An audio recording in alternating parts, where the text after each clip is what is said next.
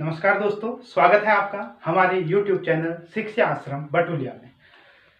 आज हम जो मैथमेटिक्स हम पढ़ रहे थे, सामान्य गणित हम अध्ययन कर रहे थे, उसी की श्रृंखला आगे बढ़ाते हैं। पिछले अध्याय में हमने सीखा कि संख्या आखिर क्या होती है, इसका एक संक्षिप्त हमने अध्ययन किया और साथ ही यह भी जाना कि संख्या जो भाज्य संख्या, अभाज्य संख्या, सम विषम जो भी संख्याएं होती है वो संख्या किसे कहते हैं। आज हम इसको ही एक थोड़ा सा विस्तृत अध्ययन करेंगे। तो सबसे पहले संख्या तो वह है जिसका उपयोग गणित में किसी मात्रा को ज्ञात करने में या किसी की संख्या ज्ञात करने में, अर्थात कहीं किसी स्थान पर कितने लोग हैं यह ज्ञात करने में किया जाता है। अब हम मूल रूप से संख्या को दो भागों में विभाजित करते हैं। पहली हमारी कहलाती है वास्तविक संख्या, जिसे हम बोलते हैं रियल नंबर, और दूसरी कहलाती है काल्पनिक संख्या अर्थात इमेजिनरी नंबर। तो संख्या वास्तविक संख्या और दूसरी होती है आपकी काल्पनिक संख्या।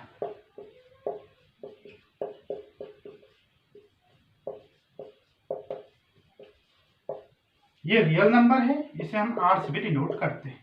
अब एक साधारण सी बात है, संख्या को दो वर्गों में विभाजित किया, एक वास्तविक संख्या और एक काल्पनिक संख्या। अब एक सरल सा प्रश्न आता है कि वास्तविक संख्या क्या है और काल्पनिक संख्या क्या है। तो वास्तविक संख्या वह है जिसका अस्तित्व है, अर्थात जैसे हम आपसे कहें कि आप हैं, आप इस दुनिया में वास्तव में हैं, तो आप क्या है, वास्तविक हैं। और अगर आप देखें तो कुछ ये जो बने होते हैं जैसे स्पाइडरमैन है, सुपरमैन है, क्या ये वास्तव में होते हैं? नहीं, ये क्या है, यह एक कल्पना मात्र है। तो काल्पनिक, या अब आप कहेंगे जो सही में एग्जिस्ट करता है, जो सही में किसी स्थान पर है, वो कहलाता है वास्तविक। और जो है नहीं, जिसकी खाली कल्पना करके नाम दिया गया है, जैसे स्पाइडरमैन, सुपरमैन, तो ये क्या है, ये कहलाते हैं काल्पनिक।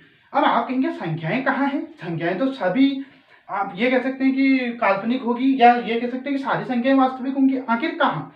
जैसे हम इस दुनिया की बात कर रहे हैं, उसी प्रकार संख्याओं की भी एक अपनी दुनिया होती है, जिसे कहते हैं संख्या रेखा। क्या कहते हैं? संख्या रेखा। जीरो से शुरू होती है, प्लस की इनफाइनाइट तक जाती है, माइनस की इनफाइनाइट तक जाती है। यह क्या है? यह संख्या रेखा है। वह संख्याएं जो संख्या रेखा में होंगी वह कहलाएंगी वास्तविक संख्या। समझ गए?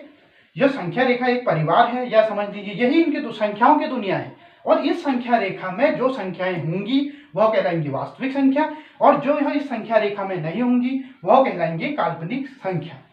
एक यह प्रश्न अगर पूछ दिया गया कि कौन सी संख्याएं संख्या रेखा पर होती हैं, तो कौन सी होती है? रियल नंबर, वास्तविक संख्याएं। माइनस इनफाइनाइट से प्लस इनफाइनाइट तक सारी संख्याएं इसमें होती हैं, दशमलव में भी होती हैं, या आप कह सकते हैं कि ये भिन्न रूप में भी होती है, सारी संख्याएं इसमें होंगी, जितनी संख्याएं होती हैं। अब आप कहेंगे कि काल्पनिक संख्या क्या है? काल्पनिक संख्या वह है जिसकी हमने सिर्फ एक कल्पना मात्र की है। अब हम सबसे पहले देखते हैं काल्पनिक संख्या को, उसके बाद हम वास्तविक संख्या करेंगे, क्योंकि जो जितनी भी संख्याएं हम देखते हैं वह सब आती है वास्तविक संख्या के अंदर। तो अगर काल्पनिक का कॉन्सेप्ट अलग कर दें तो सही है। तो काल्पनिक संख्या क्या है? वह संख्या जिसका वर्ग करने पर हमें एक ऋणात्मक संख्या मिलती है। अब आप कहोगे किसी भी संख्या का वर्ग करो, -1 का आप अगर वर्ग करेंगे तो क्या मिलेगा आपको? 1। क्यों? क्योंकि माइनस तो कट जाएगा, तो 1 है, तो ये क्या, ये है वास्तविक संख्या। ऐसे आप कहेंगे -5, तो -5 का अगर आप वर्ग करेंगे तो ये आ जाएगा, ये आ जाएगा 25, ये भी एक प्लस में होगी। तो आप माइनस में आएगा क्या? तो माइनस में आएगा, अगर हम देखें √-1, √-1 का होल स्क्वायर बराबर -1, तो माइनस में आया। मैंने कहा किसी भी संख्या का वर्ग करने पर यदि हमें ऋणात्मक संख्या मिलती है या शून्य संख्या मिलती है तो उसे कहते हैं काल्पनिक संख्या। तो √-1 क्या है? √-1 एक काल्पनिक संख्या है, क्योंकि इसका वर्ग करने पर ऋणात्मक संख्या मिल रही है। अब √-1 को ही हम i से डिनोट करते हैं। यह आप ध्यान रखिएगा कि i क्या होता है, √-1 ये इसकी एक इकाई होती है। अब इस प्रकार यदि हम देखें तो काल्पनिक संख्या क्या क्या रही? √-5 क्या है? इसका अगर वर्ग करेंगे तो -5 क्या है? किसी संख्या का वर्ग करने पर यदि ऋणात्मक संख्या मिलती है वह काल्पनिक संख्या है, तो यह काल्पनिक संख्या। इसी प्रकार √ के अंदर कोई भी अगर माइनस में है तो वह है काल्पनिक संख्या। काल्पनिक आपका क्लियर हो गया? ठीक हो गया। अब हम देखते हैं वास्तविक संख्या, रियल नंबर,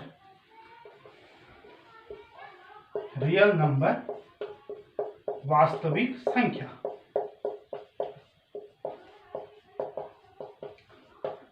अब जो भी संख्या है अगर वो संख्या रेखा में दर्शाई जा सकती है तो वह वास्तविक संख्या कहलाती है। वास्तविक संख्या दो प्रकार की होती है।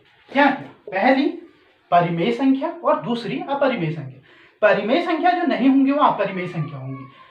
अगर हम रियल नंबर देखें तो दो ही संख्याएं, दो रियल नंबर को दो भागों में विभाजित किया जाता है, एक परिमेय संख्या और दूसरी अपरिमेय संख्या।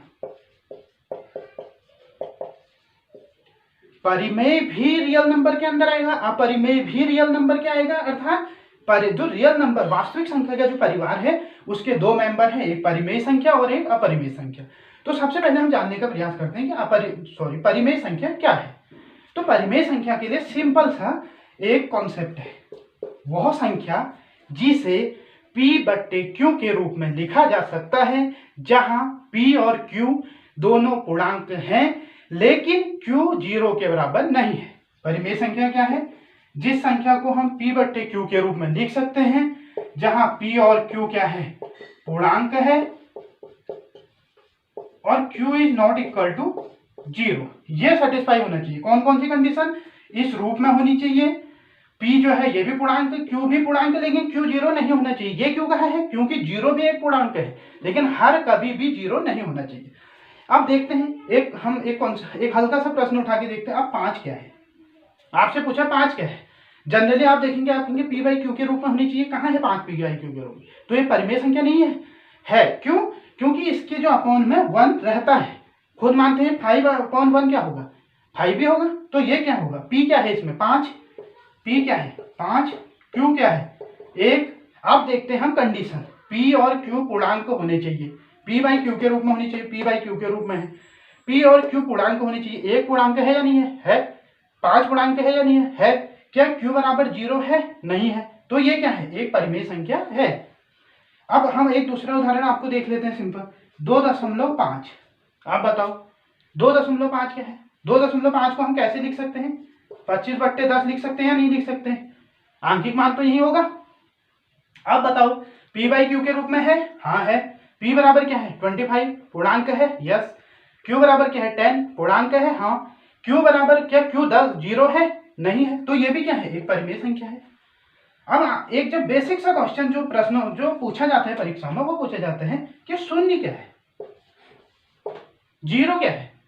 अब आपने 0 को देखा, 0 को हम 0/1 कर दें, कोई दिक्कत नहीं है। P क्या होगा इसमें? 0। Q क्या होगा? 1। P क्या है? पूर्णांक है। 0 क्या है? पूर्णांक है, हाँ है। 1 क्या है? पूर्णांक है, हाँ है।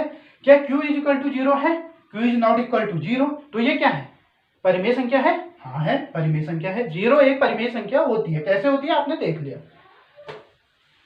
अब एक सरल सा सवाल एक और है, वो है कि यदि कोई संख्या ऐसे दी रही 0.3333 और इसी की पुनरावृत्ति होते जाए आगे को, तो इसमें इसको हम क्या लिख सकते हैं? या जैसे मान लीजिए 3.3333 है, इसे हम लिख देते हैं 3.33 का बार, अर्थात ये 3 आगे को रिपीट हो रहा है। अब ये क्या ये परिमेय संख्या है या नहीं है? तो सबसे पहले अगर ये पहले ही डिवाइड हो जाता, आगे को बढ़ता नहीं जाता, तब तो होती, क्योंकि हम इसको भाग दे सकते थे, ठीक।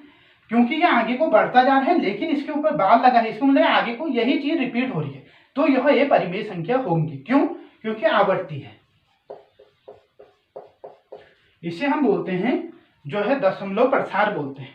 तो ये क्या है? आवर्ती है, क्योंकि 3 की ही आवृत्ति आगे को हो रही है। और जनरली आप देख भी सकते हैं 10/3 3.3333 और 10/3 परिमेय संख्या है या नहीं है? है, क्योंकि 10 भी पूर्णांक, 3 भी पूर्णांक, 3 0 के बराबर नहीं है। इस प्रकार दशमलव प्रसार वाला आपने देखा। दशमलव वाले में आप एक चीज और देखिए, या तो दशमलव प्रसार शांत हो तब परिमेय है, और या आवर्ती हो।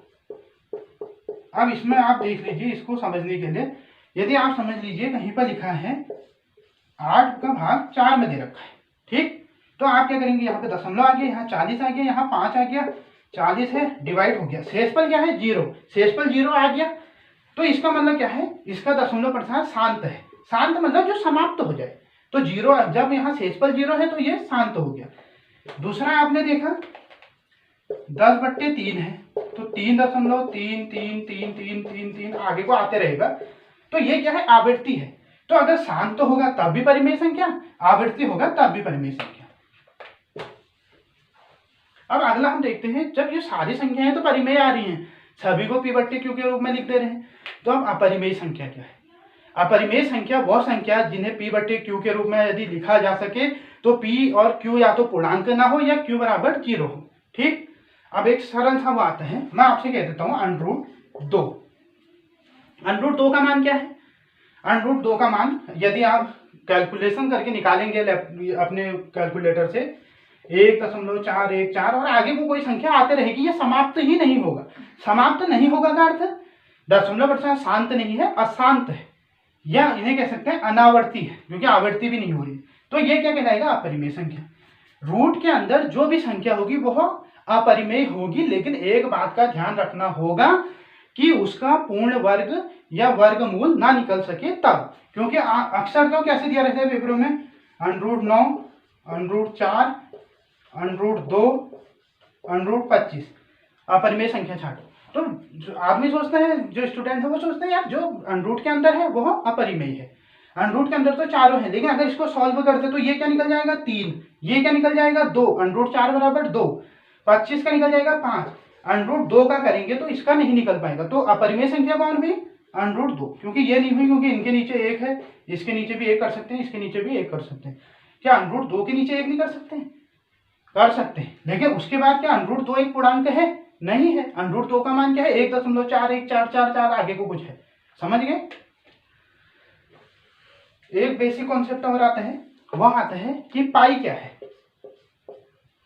अब मैं आपसे कहता हूं पाई एक अपरिमेय संख्या है। अब आप कहेंगे पाई का मान कितना होता है? 22/7। तो 22/7, p 22 है, q 7 है, p बट्टे q के रूप में है, q 0 नहीं है, आपने कैसे कह दिया? अपरिमेय संख्या है। इसके पीछे कारण यह है कि पाई का मान 22/7 नहीं होता है। पाई का मान 22/7 के मान के लगभग बराबर होता है। इसका मान एक्यूरेट पाई का मान इसका 22/7 नहीं होता है, लेकिन 22/7 का जब आप मान निकालेंगे तो दशमलव के बाद कई स्थानों तक 22/7 का मान भी वही होता है जो पाई का मान होता है। इसलिए हम पाई को 22/7 लिख देते हैं, कई स्थानों पर 3.14 लिख देते हैं, लेकिन यह पाई का वास्तविक मान नहीं है। हाँ, इसी के लगभग बराबर है, तो हम कैलकुलेशन में जब रखते हैं तो लगभग हमारा आंसर सही आ जाता है। तो पाई क्या है? एक अपरिमेय संख्या। क्यों? क्योंकि यह 22/7 नहीं है, इसका मान कुछ अलग होता है जो लगभग इसके बराबर होता है। तो अपरिमेय संख्या भी आपने देख ली। अपरिमेय संख्या में एक लास्ट कॉन्सेप्ट है, वो क्या है? वह है कि जो हमने कहा दशमलव प्रसार जिसका अनावृत्ति हो, शांत नहीं है, अर्थात शेषफल में 0 नहीं आ रहा है, और जो पीछे है वो संख्या भी रिपीट नहीं हो रही, ऊपर बार नहीं लग रहा है। जैसे हमने किसी का आ गया 3.3214113 और यही संख्या आगे को 3 के बाद 5, 9, 8, 7, 3, 2 कुछ भी आ रहा है, लेकिन समाप्त ही नहीं हो रहा है, कितनी भी चरणों में चले गया समाप्त नहीं हो रहा। तो ये क्या है? अपरिमेय। दशमलव प्रसार शांत है, शेषफल में जो संख्या है और जो शेषफल है वो 0 है, तब भी परिमेय होगी। शेषफल 0 नहीं आ रहा है, जो भागफल आ रहा है उसमें एक ही संख्या रिपीट हो रही है, ऊपर से बार लग रहा है, तब भी परिमेय है।